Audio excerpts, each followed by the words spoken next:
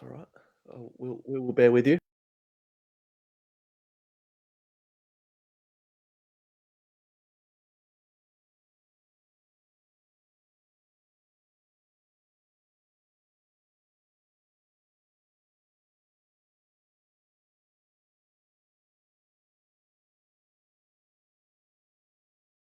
Listening in. There you go. Is it- Now you is it are. on? Just go. All right, brilliant. Well, good morning, everyone. Welcome to Behind the Goals on DRN1.com.au or Facebook. What was that, Anthony? Bit of a stumble there. Bit of a stumble. We started, then we stopped, just like the AFL season itself. Yeah, that's right. We wanted to give our listeners a little bit of a taste of what they've been tasting for the last couple of months. So it's really not that great of us, actually. But just like footy, we're back. But we're back. Yes, that's right. We are back. Well, I mean, we never went anywhere, but footy is back. Anthony, footy is back. And look, I don't... Just having that date makes you feel like there's an end. It's on, right? Like there's a light at the end of the tunnel and it's not an oncoming train. It's not going to be the same. It's definitely not going to be the same as what we've had. But it's back. And look, I don't want to brag, but I'm going to. We nailed it. We nailed the date, didn't we? We said 11th of June, and we were spot on, Anthony. Oh, mate, I haven't listened back to it. I know I've been throwing around 11th of June, but I'm worried that on that day that I might have said like the 13th or something. I was saying that weekend. But I was like, was that a Sunday? And then I think we landed on June 11th because it was the Friday. The 11th is the Thursday, actually. Oh, right. Yeah. Yeah. So we went too early and accidentally nailed it. I was aiming for a Friday. So yeah, look, to be honest, and one of our listeners, if you're listening and you've actually, if you can remember, I actually don't think we nailed the date. I think we're just you and I had just look. We'll get our producer Russ to find the audio at some point and call us out or vindicate us here. Yeah, that's right. Well, maybe don't do either. I'm not so sure that I can put up with the calling out at this juncture. But damn cancel culture. Yeah, well, yeah, it's the cancel culture that we'll be cancelled, and rightly so. Rightly so. I'm surprised we've gone this long. Yeah, I would cancel us. And Anthony, guess what? Still no lawsuits. Oh, brilliant. And still no charges from the government. So is that because they just don't know where to find us, or because you don't have the app, do you? No, I don't have the app. I won't get it, and that's why. Because I believe you keep the country safe, man. Jeez. Yeah, things I say on this show, that app is the one that's going to do me in. So yeah, it'll target you. Oh well, Anthony, look, we're very excited. Absolutely bloody stoked with the footy being back. 11th of June. It is going to be different. It's going to be a little bit of a hub scenario. And old mate Gil has been floating double headers, hasn't he, Anthony? Well, it's actually it's Travis Auld. He's the the fixture guy, right? The fixture guy who has been saying this. So he's saying double headers are ideal here because you're not having to clear out a stadium because of people, kind of thing. So, and he said it won't just be back to back. They'll have to get the players out, get everything out. Run over the surface to make sure all the divots and everything are replaced, and then go. But it'll be within an hour, so I quite like a continuous round robin. Remember that game at school called Rounders, I think it was called, where you had did you ever play that, where you have the cricket? You played this in the bathrooms, didn't you?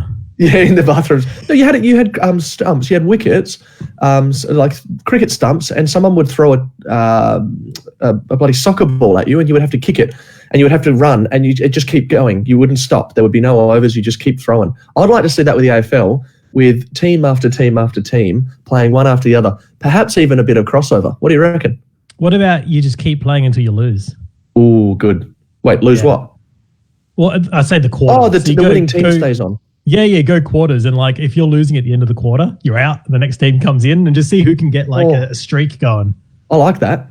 Yeah. Just do quarters. Good.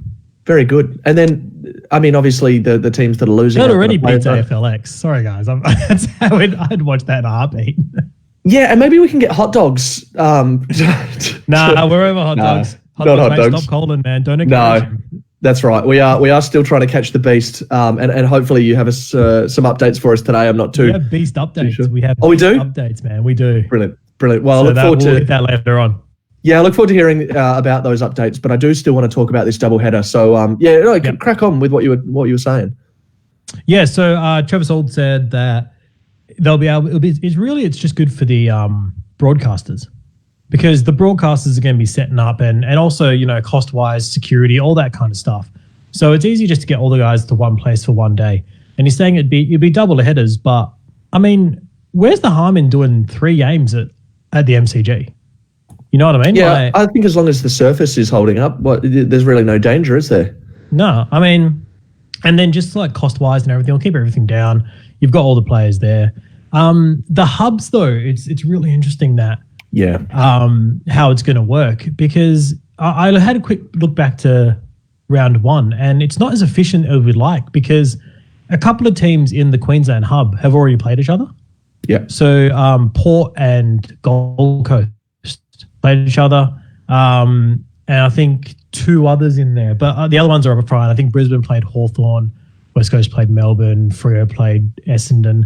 So a couple of them did play opposite teams, but yeah, so you're going to miss out there. They don't want the derbies to happen in the hubs, because they want that up their sleeves, so that if WA and SA still have their 14-day quarantines, they can come back and still have a game in that time among themselves.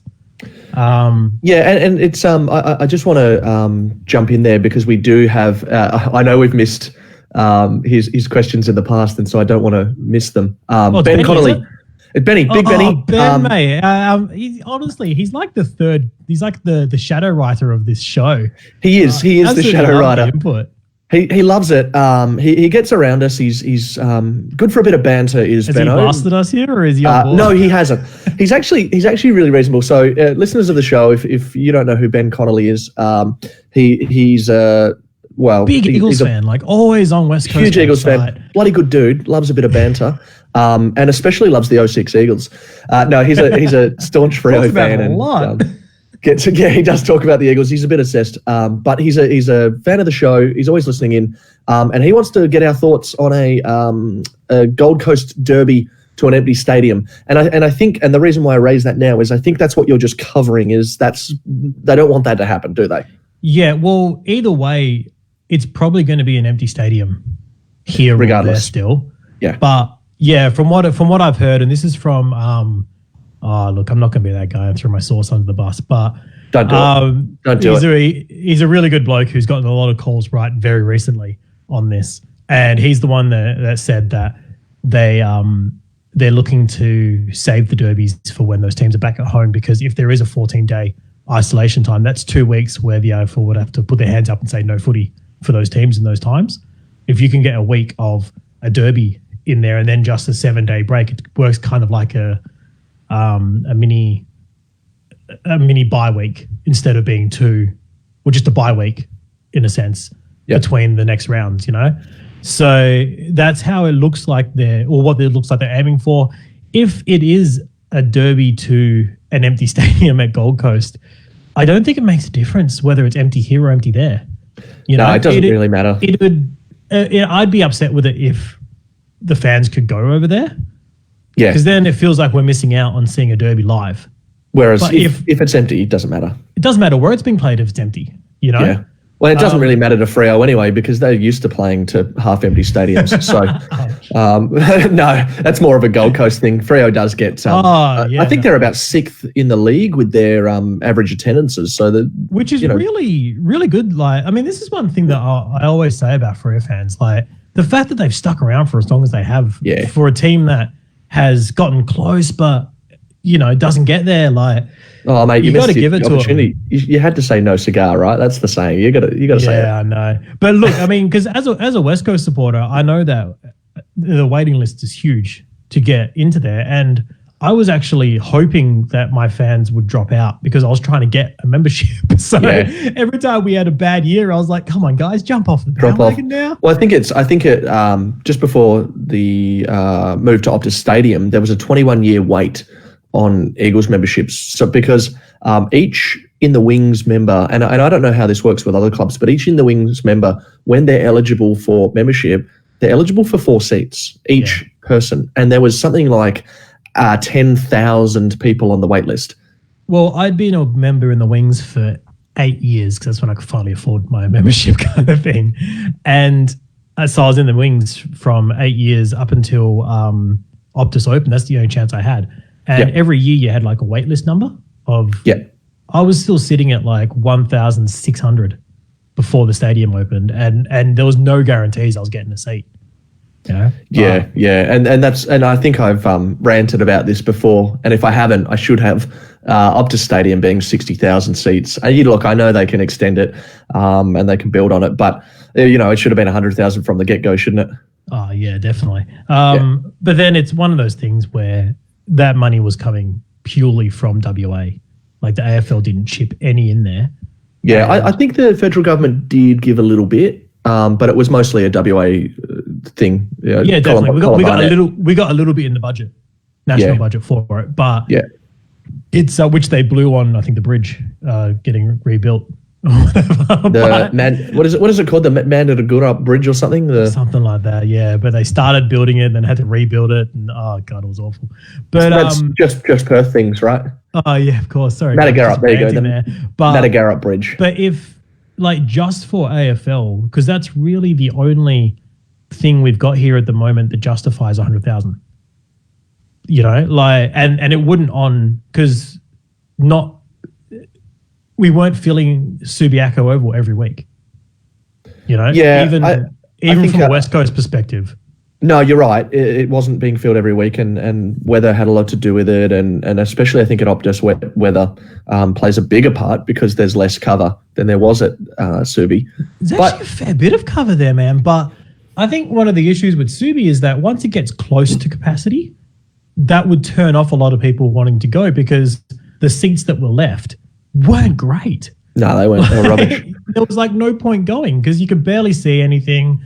You're cold and wet or whatever. There was like fantastic. You get to be part of the atmosphere, but you don't know what happened in the game. So I think there's a lot of things that came into play there. But to be 100,000 would have been great, and just to be able to stick it back to Vix, who keep on saying, "Oh, the MCG is better because it's 100,000." Like just because you have 100,000 doesn't make it better. Just the most beautiful stadium in the world. It won the poll. In the world, and it is. And if you're listening and you haven't been to the stadium, please do. When we're allowed to get out and it's back open, make sure you get there. It doesn't matter what it's for. It can be for bloody under 12s women NRL. Wouldn't matter. Just get down there and see some sport, or maybe a concert or something. But I think definitely some sport. We're a bit biased there, aren't we, Anthony? Bad there for concerts. Sounds great. I've been a couple there. It's not bad, but they've really built it around a what's it called? A entertainment perspective. So from the perspective of the person watching, like there is not a bad seat at Optus Stadium. Like I've sat all over that thing. Yeah. There are some seats that aren't as good as others, but even those seats they're not bad. They're not bad seats. And I think I read somewhere that the stadium was designed to keep the noise in, and that's certainly my experience. If I'm late to a game and I'm walking around the perimeter, you don't get the same sort of noises that you would walking around Subi when a game is on, and it's because it's so noisy in there. Like the sound just gets trapped and bounced around in there. And I mean, I was at both finals in 2018, which were very loud, and then at the MCG for the grand final, and the noise at Optus was still just deafening, Yeah, and that's why I say to people, get down. Not only is it a beautiful stadium with all the mod cons, but it really is a wonderful stadium to watch football at. It really is. Just not play there apparently because the stadium surface is still pretty bloody hard. Yeah, too hard. Just ask Buddy Franklin and a few others. Barris I think Venables kissed it, didn't he? Oh. Yeah, and that, I mean, that's not a great story, is it? He's having some real issues with concussion and the like. It's because not looking like he's coming back. Yeah, he probably won't play again, and it's you don't want to see that. No. He wasn't the greatest of players, but he certainly showed a little bit. We've got different opinions on where he could have got to. I think. No, I know. I'm not saying. I don't think we do. I think that he could have made a real splash.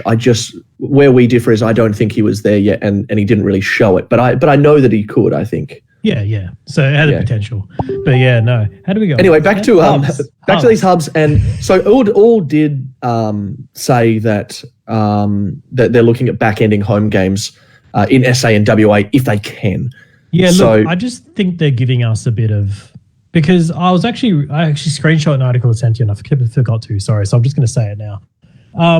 What I read that was really, really stuck out to me here is this little part here where they said, Old emphasised West Coast, Fremantle, Adelaide and Port Adelaide would have to play home games in Queensland, but the AFL would look at back-ending home games if they're able to later.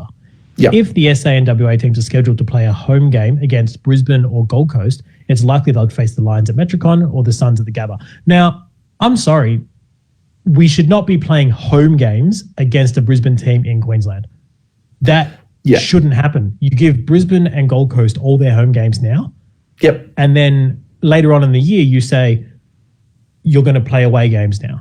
Just like now we're saying that Freo, West Coast, Port and Adelaide are playing their away games now, and we'll play home games later on. You definitely say that you will play home games later on. You don't say, we'll look at it later and see maybe, because right now Victorian teams are actually playing home games. So is this a good segue into Vic Bias? Do you want to? Let's talk about Vic Bias, because it has been the talk of the town the last week, hasn't it? It has been. It's getting up there, but it's because of the. Look, they had that whole thing that it stemmed from was a few weeks ago when WA relaxed its restrictions ahead of every other state that had a football team in it, mind you. And the AFL cracked down and said, no, West Coast and Freo players can't train in groups of 10 because it's not fair on the rest of the competition, competitive advantage, blah, blah, blah, which meant nothing. But all the Victorians were like, well, it'd be the same if it was on the other foot. And that's what I think everyone else got their backs up about, because we knew for a fact it wouldn't be the same. Yep. And it already is not the same. But you can't, as soon as you raise that, even objectively, you can see that it's not the same. As soon as you say anything about it, they call you a whinger, don't they? Bloody Western teams and whatever else whinging about it. It's like, and I love this rhetoric that always comes out of, you joined the Victorian competition. Your competition was going broke. Like it should never have continued to be the VFL.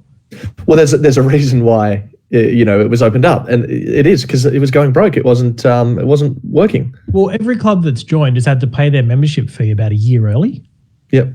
Because they've needed the money to stay afloat so that team can join and there's a competition to join. Look, it's frustrating, and there's a lot of parochial emotion that comes into it, obviously, when we're talking about it. And we do it from a WA point of view. You see a lot of it from the Victorian point of view. But the thing that gets me, and I usually don't try to read or engage in the comments, but the thing that gets me close to doing it is when people argue without facts. So when they throw this stuff out there like, well, you shouldn't have joined the Victorian competition, or anything like this, it's like you don't have all the facts, obviously, or you're ignoring some of the facts, because you wouldn't have a competition if you didn't have clubs join it.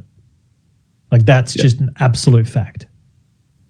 But, and it all goes down to the end of the day where they still count Victorian flags as flags they've won in the AFL and all this stuff. Like I'm sorry, in my point of view, the AFL started in 1990. Any flags before then are VFL flags. Yeah, and look, you obviously have to recognise history, and that's great that they've won these flags, but they're not AFL flags. They are VFL You do that flags. For every competition. That's why Port Adelaide is celebrating their 150th anniversary, which the AFL didn't publicly recognise on any social media. Yeah. Like it was last week, their actual anniversary. And that was the week the AFL decided to come out and say there'll be no second tier competitions this year. Yeah, it's a bit of a jerk move, isn't it? But just on the Vic Bias side of things, I really want to, and I'm sure listeners have seen this, but the comments from West Australia's Premier Mark McGowan, Anthony, these were fantastic, weren't they? So his first comment. I hate politics, but this guy's got my vote. Yeah, me too. Me too. And look, I've been one of his harshest critics in the past? I have. He not only has he handled coronavirus better than any other state premier, he's doing things like this. And let me just read you, and I know you've seen this, but let me just read you the quote in case you don't remember. He said, and this was last week, I believe, I think some of these Melbourne teams just aren't willing to put themselves out or do anything remotely difficult. It appears to me the Victorian clubs aren't willing to leave their comfort zone and come over here and hub in WA, yet they expect our teams to go over there. It's a little bit rich, and it seems to me they're a little bit pampered. Anthony, your thoughts? Well, before we go with thoughts on that, do you see he doubled down on it? Yeah. So I don't want to talk about his double down yet. Cool. I want to talk. So before we jump your thoughts on that. Yeah.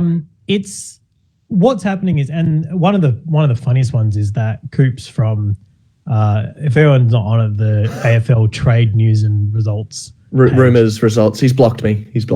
Oh my god! So this guy, I think his name's Cooper Gretsch. Cooper Gretsch, yeah, is so angry.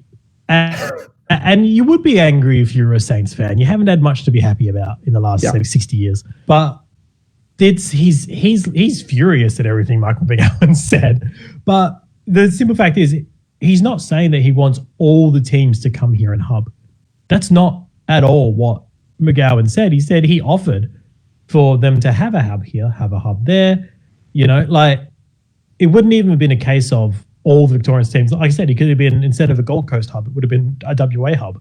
Yep. And then maybe even have one or two Victorian teams come here.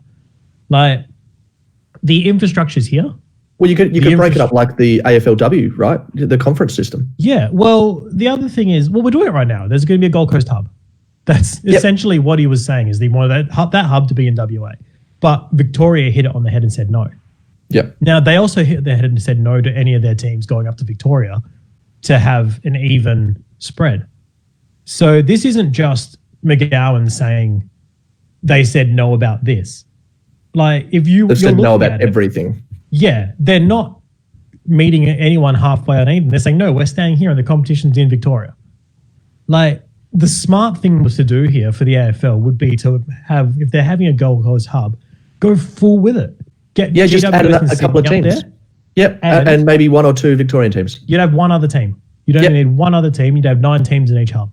And send your worst team, right? Like, send the one that you're trying to get rid of anyway, the Hawks or North Melbourne. You send the richest team. Well, yeah, so Richmond or Collingwood. So the AFL doesn't have to pump in money to sustain a club living in that state. Geez, wouldn't it be good if they forced Collingwood to go up to the hub? Can you imagine Eddie Maguire? He wouldn't let it happen. That's the thing. No, he wouldn't.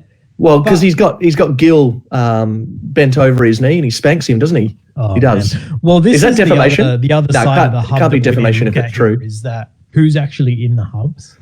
Yeah. So from a West Coast and look, even Freo, Port Adelaide, like Brisbane's going to be licking their lips, because these are games where you go in with a genuine 50-50.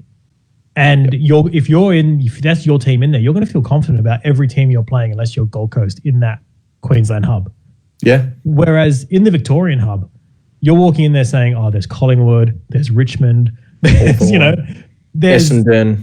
Yeah, there's teams that's going to surprise people. There's Geelong. It is definitely a harder hub to be in, because they're stronger teams. They're all at home. They're not traveling. There's nothing about their routine that's shaking up or anything. And so I think that leads us, when you said nothing in their routine shaking up, it leads us to Mark McGowan's doubling down. And this is brilliant. He says, "Did I call them pampered? I obviously wasn't strong enough. What I meant was overindulged and spoilt." Brilliant. It's brilliant, isn't it? But it's not, and this is all coming on the back of, like we said, a couple of weeks ago, them kicking up a stink because we could train with a couple of extra people. Yeah, 10 groups of 10, non-contact, literally just kicking a ball to each other. Yeah, no, balls aren't allowed. Balls weren't allowed at that stage. It would have been running, because the AFL was still saying you can't have a footy, and the government was saying you couldn't share a footy. Yeah. So at that stage, it was, you would have literally been running 1.5 meters away from someone. Yep. You can't do it. But now to go the other way. And then even like Adam Simpson's quotes the last week, and I think J-Lo's as well, have just been saying we don't care what we have to do. We just want the competition to start. We'll complain about stuff later on, but right now we'll do whatever we need to do for the competition to start. Now, that's the mindset that you'd think every club should have. Well, you would think so. And West Australian teams, I think, know overcoming adversity more than most, with the amount of travel and South Australian teams as well, obviously. But why South Australian teams? Because they travel every second week still. It may not be. They're like 40 minutes drive from Melbourne. But they're not driving. They're still flying. Yeah, no, it's not 40 minute drive. But no, who cares? I hate South Australia. No, but it's still, you're going to another state. You're staying in a hotel every second week. Yeah. You're not leaving your house and driving to the stadium to your personalised car park that you park in every week, getting out, throwing your keys to a bloody valet or whatever. Like you're breaking your routine every second week. Yeah. And how good would it be, though, if you look, there's an asterisk on any premiership this year. We know that. What? I honestly don't believe there is. I'm sorry. Well, it really depends, doesn't it? No, on I fixturing. Think whoever wins, I'm going to take my hat off and say you handled this situation the best. Every club had to handle something in some way. You handled this the best. Even the Victorian teams have had to handle shit differently that they normally have to. And hopefully on the back end, we'll have to travel. Well, look, let's just hold off with saying they've earned it. Because if it's Collingwood, I don't think we should. Look, I think we can just put a blanket rule on this show that if Collingwood gets anything, it's not deserved, is it? Nah, I just love watching Eddie cry. I do. No, look. Saying that, I still wish that they hadn't showed him as much as they did during games.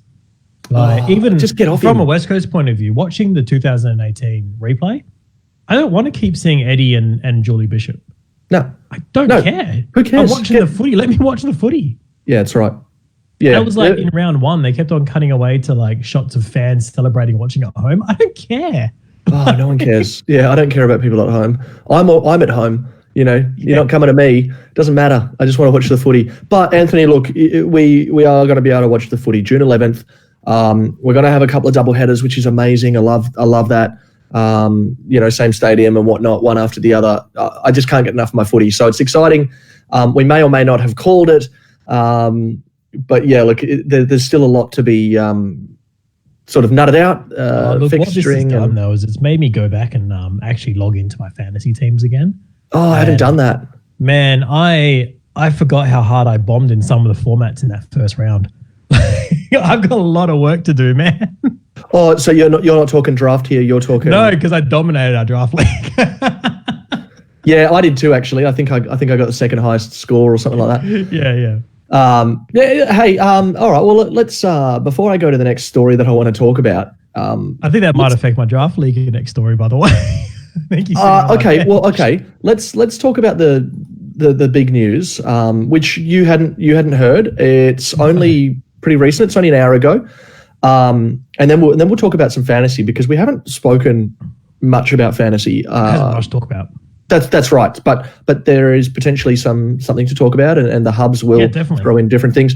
But this story by Mark McGowan, of all people, on afl.com.au, police investigating a serious incident which has left a star cat in hospital.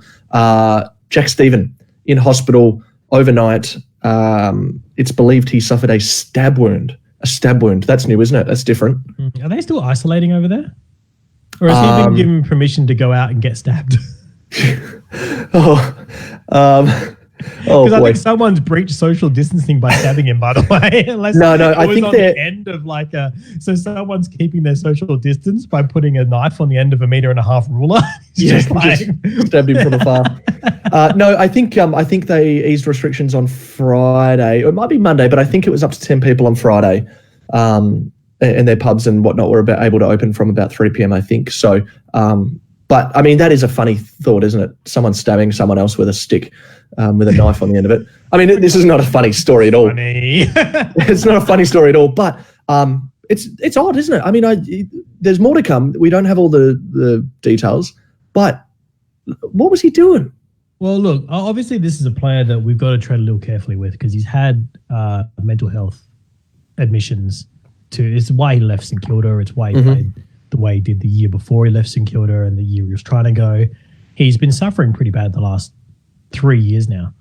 Now, he's gotten to Geelong, said everything's cool, but he's really struggling with injury still. He's got little soft tissue niggles that he can't seem to crack. Every time he gets fully going, he dominated the JLT series. Yep. And then was injured for the first round, didn't get to play.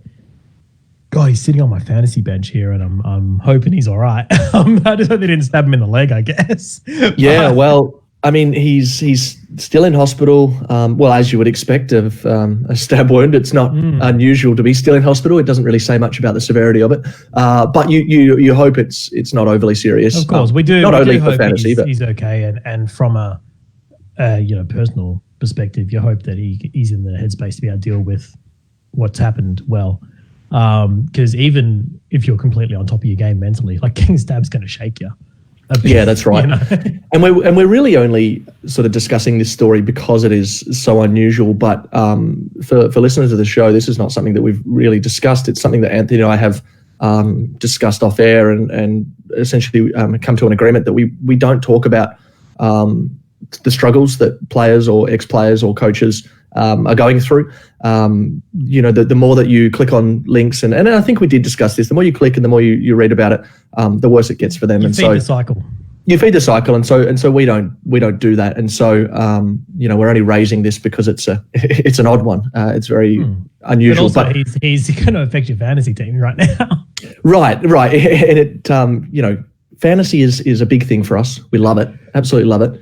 Anthony, what are your concerns for your fantasy team going into these hubs? All right, so there's what are considerations? How to approach now? You've got 3 to 4 weeks that the footy's going to start. All right, so now's the time to jump back on those, because you can get a jump on your mates here. Jump back on the AFL website from, I don't know if they've been updating it, but the injury list. You want to see the injury list for team, because there's going to be players who weren't drafted or are sitting there on the waiver wire because they weren't going to be ready to play. So now there's a return date. Have a look at the players who were listed as, 4 weeks to 8 weeks to 12 weeks, that long ago, because they're players who are going to be, should swoop in and pick up now. Of course, I'm talking about guys like your Blake Acres, Callum Ward, Tim Taranto might be floating around there. These are the guys you should be looking at right now, because if they're still sitting on the waiver wire, they're an absolute bargain heading into the back end of the season. These are the guys people should be looking at unless they're in our league. Don't look at them. Guys are no good. I don't think anyone in our league listens to our show, so we're okay. No, don't. Plus, we've tried to get them. 2 out of 3 We've tried to get them to listen, haven't we? I've posted links in the group, and they're just like, bugger off, mate. Stop spamming the chat. It's like once a week I put a link in, and they're just like, get out of here. Get out of here. We're not listening. So you got shadow banned for a week. and it's like, well, hang on a second, guys. We're in a league together. I've been in that league since 2012. I would have expected just a little bit of support. Show us a like, show us a subscribe, guys. Come on. No, they haven't done any of it. They're not interested. And you know why? Bloody Vic Bias. They're all in Victoria, and it is Vic Bias. Because I rocked over and won in my second year. That's what it is. Yes. Well, and look, to be honest, it was your first year, because the first year that you came into the league, you took over somebody else's team that flaked, I guess. So you won it in your first season, and it's a bit like a story of the Eagles, isn't it? They came into the VFL. And they won everything. The trophy west. They weren't happy about it. Yeah, we've got his big trophy. Do you still have the trophy, or you've moved it on, haven't you? No, because the bloke who won this year is Jason. also a WA boy, so I just drove it down to him. He was the best man at my wedding, actually. Yeah, Jason. He's a Navy guy. He's still rocking that pretty hard. It's in WA. We're representing. So, hey, do you have a photo of it? You've probably got one somewhere. Chuck it up on the socials. Yeah, I think it's good because it was 2018, so I took a photo of it wearing the AFL Premier's hat for West Coast as well, so it went pretty well. Very nice. Yeah, very nice. That would have. Maybe that's why they don't listen. And good riddance to them. We don't want them listening anyway. Hard. I wasn't trash talking much before I won it. I was just trying to fly under the radar. I went hard after. Yeah. Well, okay. So back to fantasy. Screw those guys. That's what you should be doing in your draft leagues, is looking at those players who, who could still be sitting on the waiver wire because of those injuries. So go back to the injury lists, have a look at players who should be coming up for availability, should be over their injuries, and they should be ready to go, kind of thing. For your wider fantasy, now's the time to start looking at your team and saying, what went wrong in round one? What can I fix? What rookies did I miss? All that stuff. Treat it like you're coming up to round two. You've really got to use this time because it's early on. It's still only round two. You want to catch rookies before they start jumping up. You want to, one of the issues we had was Andrew Brayshaw, from Freo. Mm-hmm. Absolutely bombed.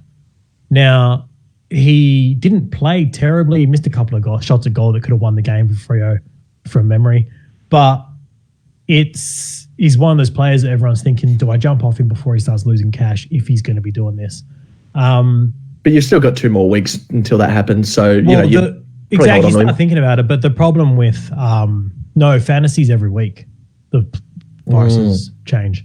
The difference is during round one, you were looking at Andrew Brayshaw and saying he's going to get midfield time because Akers is injured, Mundy's injured, all these guys are out. Potentially back now, hey? Freo, exactly right. So now it's that he underperformed in the first round and you've got guys coming back who could be slotting into that midfield rotation. Right. So is he even going to get a game round two? I think he'll get a game, but it's going to be where in the midfield rotation does he sit?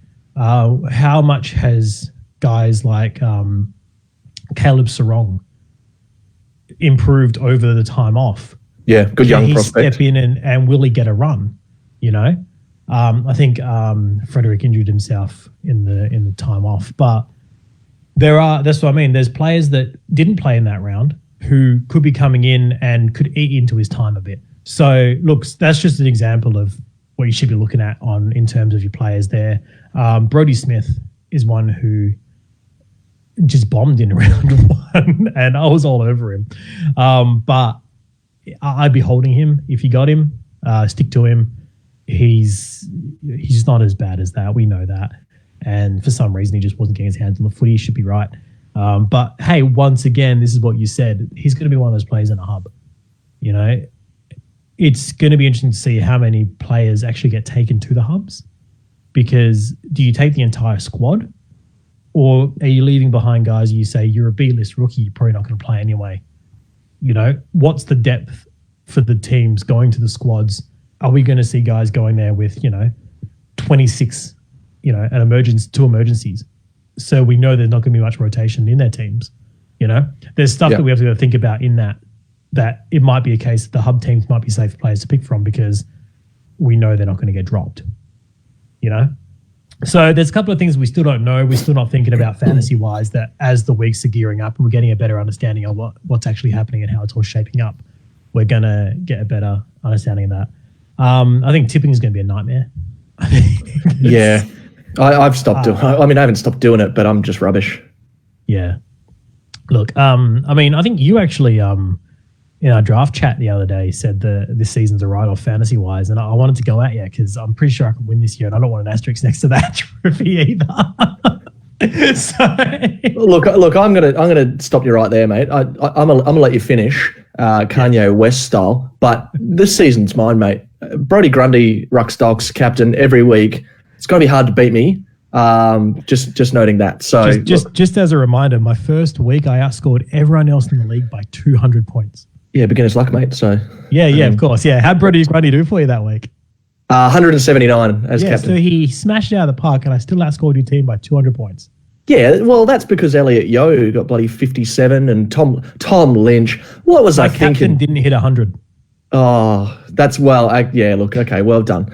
But can we just rant about Tom Lynch for a second? Hate that guy. You ranted about him every other week, man. Oh, I hate him. Let the man live. Well, I had bloody Shields and Ed Langdon and Shields on the bench, 127 and 120. And meanwhile, my vice captain... Just jump back to that one. Ed Langdon will be sitting in waiver wires. Have a look at him because he's one that absolutely dominated.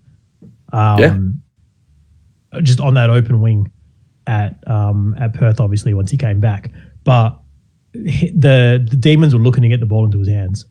So He was very, very good. I liked what I and saw. in a game that they didn't really look like they were in Yeah. at any point. So that's what you want. You want players to be scoring when their teams are getting smashed, because when they're winning, you're hoping they're scoring as well.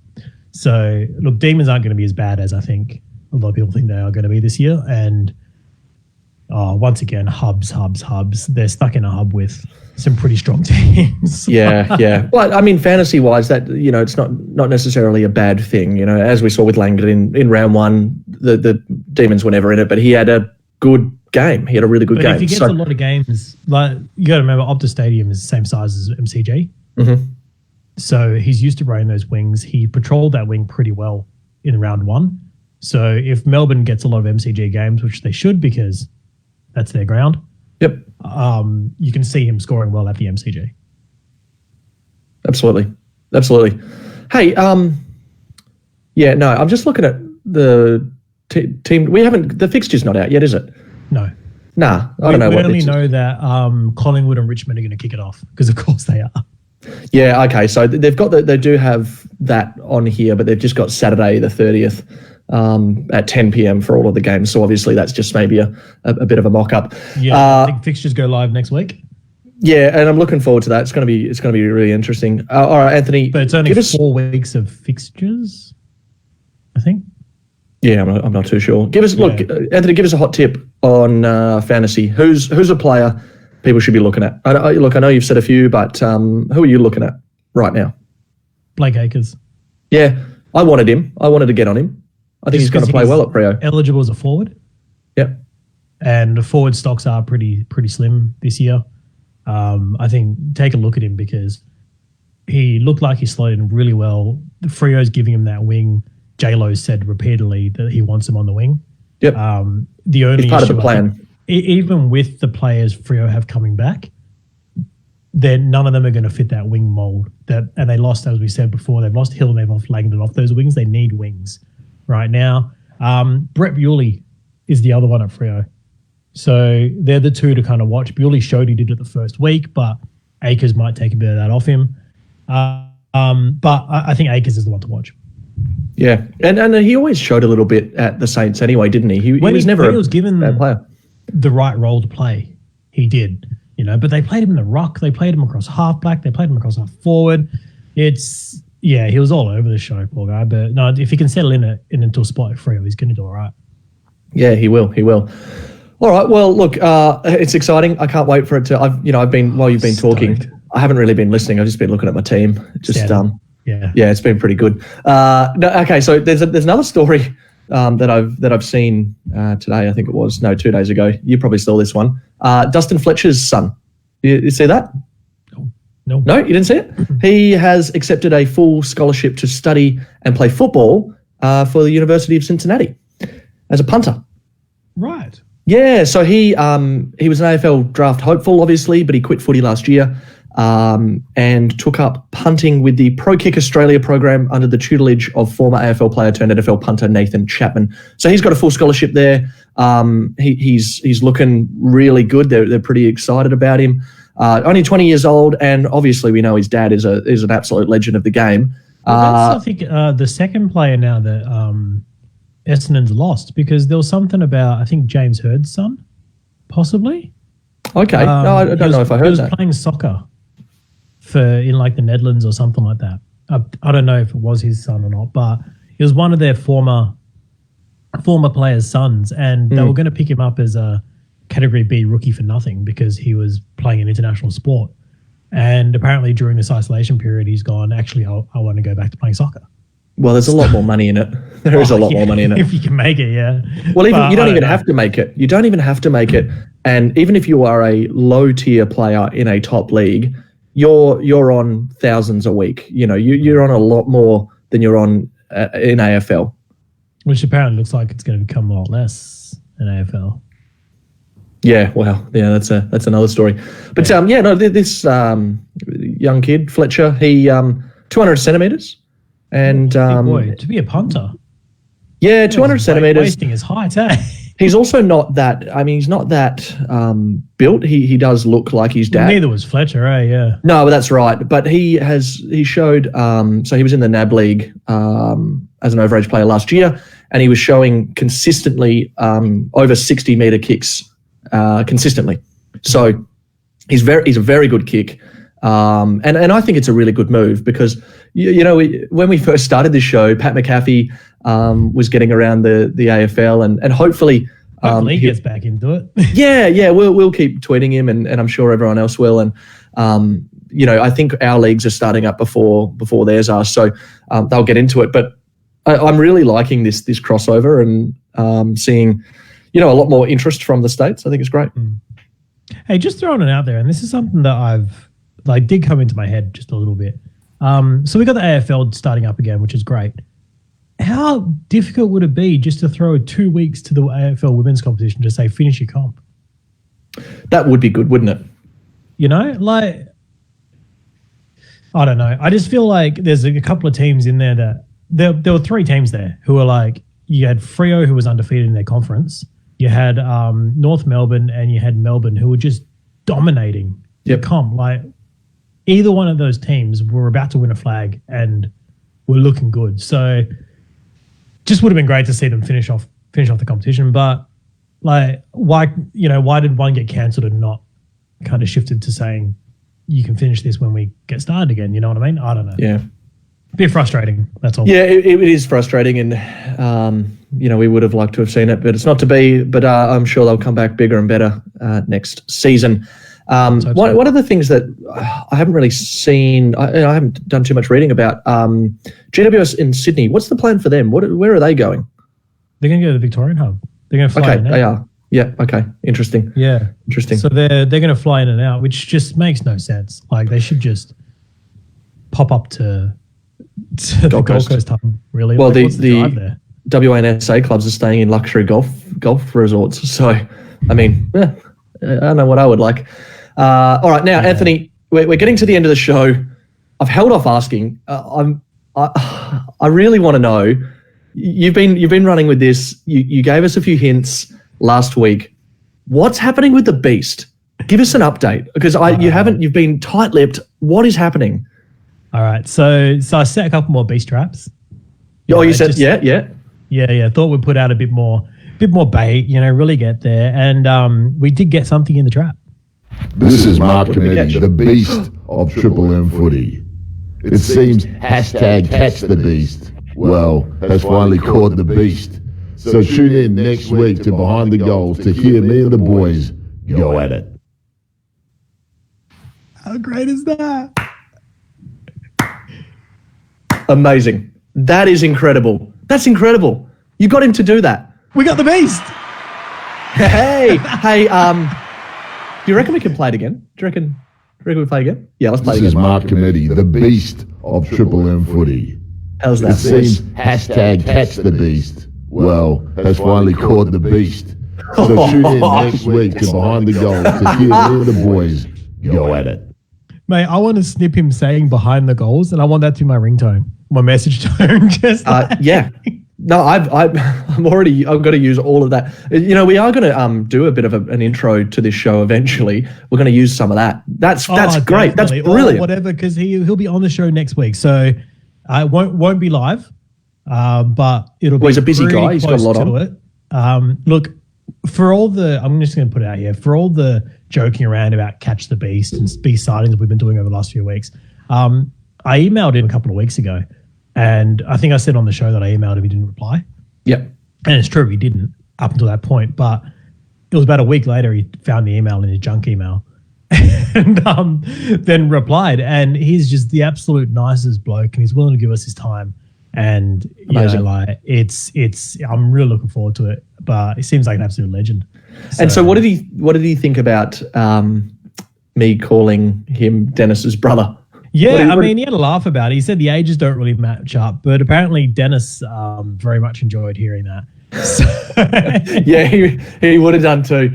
Yeah, having the Beast as your brother instead of your son. But that's fantastic. The voice of Triple M, Rocks Footy Stats. He's the guy that you hear on your radio I personally listen to him on 94.5 when I'm at the games and hearing Dennis call. I mean, when Dennis retired, it was a sad day, but he does still do calling over here in the West. And if you go to the games and you listen, don't listen to anything other than 94.5. That's Triple M, and you get Dennis and the Beast.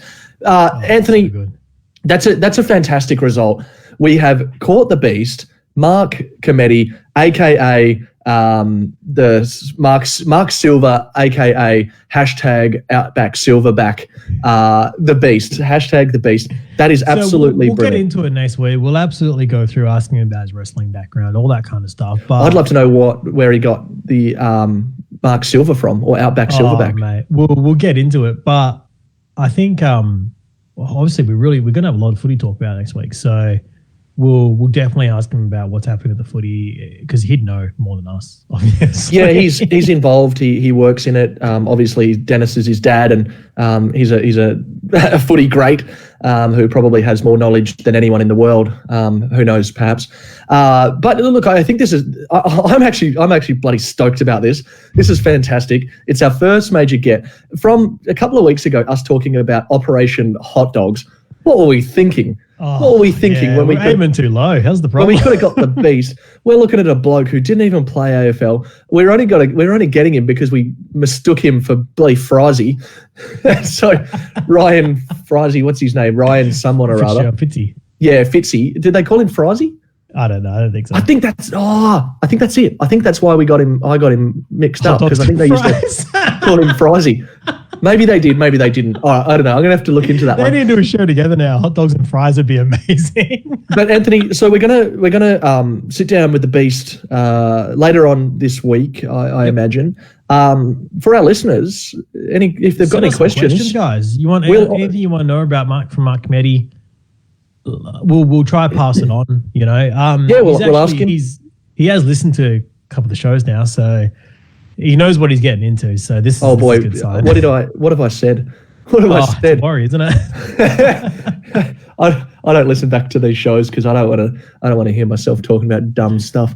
But look, we'll put a post up on Facebook, and we'll get it out there on Twitter. We'll push that sound grab out. I don't know. It's not a video, is it? No, just a sound grab. And we'll do a thread. So if you have any questions for Mark Cometti, we will interview him later on in the week or next week, and we will play that interview for you on the show next Sunday. So do get your questions in on Behind the Goals on Facebook, or BTG on DRN1 on Twitter. We also have a YouTube channel where all of these go live a couple of hours after the show. Russ, our producer, hard at work, gets those up there for us very promptly. So head on over, give us a subscribe. And all that stuff too. Podcast, so Spotify, we're all Apple. over the place. Yeah, we're everywhere. And don't forget that if you do want to sponsor the show, you're more than welcome to. And now that we've got Mark Cometti, well, I said it last week, $100 out the window, mate. Out the window. If you're listening to this, 150 straight off the bat. $150 to sponsor this show. Unless that's a deal breaker, and then we'll accept 100. So get in touch with Russell Harrower. What do you get for that? You just get like, would you do like a little sound grab for them? Mate, I'll do whatever they want. Yeah, exactly. I'll do whatever they want. That's why I was going with this. I was like, you're going to go pick them up, drop them to work, that kind of stuff. Yeah, I'll get naked and paint their logo all over my body. You know, if that's what it takes for $100, $100 is $100, mate. So I'm doing it. You've done a lot more for a lot less. Well, I've done a lot more for free, actually. So ask me in the comments on Facebook. Ask me what I've done. I'm very open. Or what you'd be willing to do, I think. Yeah. Actually, let's put a bidding. We'll get a website going, and we'll put bidding up on there on bid for things for John to do. I'm okay with it for a bit of cash. Firing at all. If it gets me a new microphone, not that my microphone's bad, it's bloody excellent, but can always use a good microphone, better than a microphone, can't you? You want a couple of them. You want to be like one of those interviews with like all the mics around. I want my microphones like this, so I can't have to talk to the microphones. That's not going to be edited differently at all later. From either side, 2 microphones on either side, so I can just talk like that. Exactly right. Yeah. All right, that brings us to the end of the show. You talk with your mouth far too open. We have derailed the entire show. Look, fantastic. We are living in the gutter. Poor Mark living in the gutter. Listening right now, saying, "I can't believe I'm going to be on this next week. I'm going to be on this show." No, but seriously, do bid for what? No.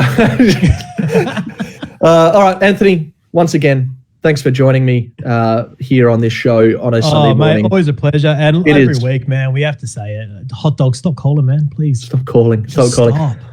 All right, folks, thanks very much for tuning in. This is John and Anthony on Behind the Goals on drn1.com.au. Thanks very much. We'll talk to you next week.